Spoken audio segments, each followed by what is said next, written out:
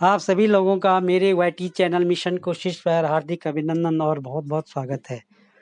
प्यारे बच्चों, वीडियो की स्क्रीन पे जो आप वर्कशीट देख पा रहे होंगे, ये वर्कशीट है क्लास 6 सब्जेक्ट साइंस और वर्कशीट नंबर है 7 माह अगस्त के लिए। चलते हैं सीधे वर्कशीट की ओर। वर्कशीट शुरू करने से पहले प्यारे बच्चों, आप वीडियो को शुरू से अंत तक देखते रहिएगा भाई। चलते हैं activity number first. Take a glass and pour cold water or put some ice cubes in it. After few minutes, you will be able to see that small drops of water are visible on the outer surface of glass. These drops are the vapors of water that is present in the atmosphere and get condensed by the cold surface of glass. This process of changing a substance या substance कह सकते हैं इसे from a gaseous state to a liquid state is called condensation. एक कांच का गिलास लें। प्यारे बच्चों, करना क्या है आपने? एक कांच का गिलास लेना है और उसमें ठंडा पानी या बर्फ के टुकड़े डालें। कुछ मिनटों के बाद आप देखेंगे कि कांच की बाहरी सतह पर पानी की छोटी छोटी बूंदें दिखाई दे रही हैं। ये बूंदें पानी की वाष्प है जो वातावरण में मौजूद होता है और कांच की ठंडी सतह से संघनित हो जाता है। किसी पदार्थ को गैसीय अवस्था से द्रव अवस्था में बदलने की यह प्रक्रिया संघनन कहलाती है। चलते हैं, यहाँ पे एक पिक्चर दे रखी है प्यारे बच्चों, से ध्यान से देखिए। एक कांच का गिलास लेना है आपने और उसमें पानी के साथ कुछ बर्फ के टुकड़े डालने हैं। कुछ समय बाद आप देखेंगे कि उस पे क्या बनने लगी, कांच के गिलास पे कुछ ड्रॉप्स बनने बैठ गई, कुछ बूंदें।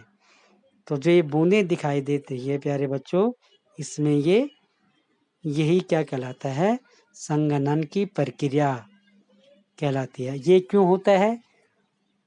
ये इसीलिए या इसलिए होता है प्यारे बच्चों, जब गर्म हवा ठंडी हवा से या गर्म पानी ठंडा पानी से मिक्सर करता है तो उसमें जो वातावरण में हमारा एटमॉस्फेयर में जो गैसेस होते हैं, जो गैस होती है वो उसमें घुल जाती है और उससे क्या हो जाता है, वो ओस की बूंद के रूप में उस ऑब्जेक्ट पे दिखाई देता है। चलते हैं इसमें कुछ स्लाइड के माध्यम से इसे और बेहतर तरीके से हम जानने की कोशिश करते हैं कि संघनन या संक्षेपण या कंडेंसेशन क्या होता है। आप देख पा रहे होंगे। अब संघनन हमको कहाँ कहाँ देखने को मिलता है प्यारे बच्चों? ड्यू, ओस की बूंदों के रूप में संघनन होता है। और कब होता है? जब जल वाष्प अपेक्षाकृत ठंडी सतह के संपर्क में आता है, जहां इसका तापमान औंस बिंदु के तापमान से कम होता है। तो ये हम ड्यू औंस को देख सकते हैं। ये स्लाइड है, आप लोग इसे पढ़ते रहिएगा कि संघनन की प्रक्रिया क्या होती है। चलते हैं अगले स्लाइड की ओर। इसको ये इंग्लिश में है। Due condensation in the form of due drops occurs when water vapor is exposed to a, आगे देखिए आप, रिलेटिवली कूल सरफेस। और इसको आप लोगों ने ऐसे ही पढ़ते रहना है। चलते हैं अगली स्लाइड की ओर। ये देखिए आप लोग, अब आपने हरी घासों पे भी ये ड्रॉप्स देखे होंगे। ये दिख रहे हैं, ये ड्रॉप्स, ये कंडेंसेशन है भाई, संघनन की प्रक्रिया की तहत होता है ये भाई, कोई जादू नहीं होता है ये। मिटाते हैं, फिर आगे बढ़ते हैं। ये देखिए हमारे घरों में भी, आपके घरों में भी खिड़की दरवाज़ों पे कहीं न कहीं ग्लास लगे होते हैं, शीशा। अब जब आप देखें थोड़ी-सी भाप, मुँह से आप भाप लेंगे तब आप देखना उस पे मॉइस्चर जैसा कुछ बनता है, या बाथरूम में देखेंगे आप या किचन में देखिए आप, जैसे ही सीटी लगती है गैस पे, अगर खिड़की पे शीशा लगे हुए हैं तो वहाँ पे कुछ धुंधला सा बन जाता है, इसी को संघनन कहते हैं। अगली स्लाइड पे चलते हैं।